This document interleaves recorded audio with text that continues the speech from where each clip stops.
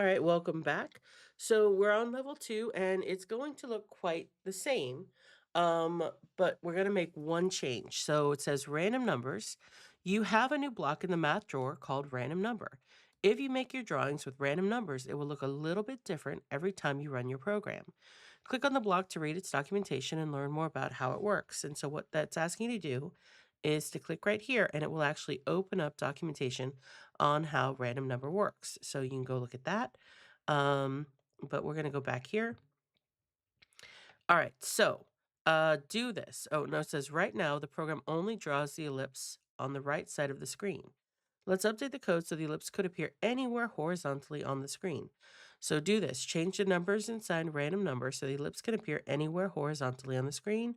So instead of 200, all we're going to do is put a 0. And by changing that, it should appear anywhere over here or anywhere in between.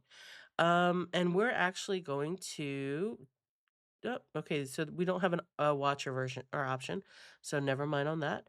Um, but we're going to run it and see if this works. Okay, so it's over here, which is what we saw last time. Let's reset it and run it. Aha, now it's on the left side of the screen. All right, so we're going to reset it and run it again, right there in the middle. Reset, run on the right, reset, run on the right, reset, run way on the left. Okay, so that works.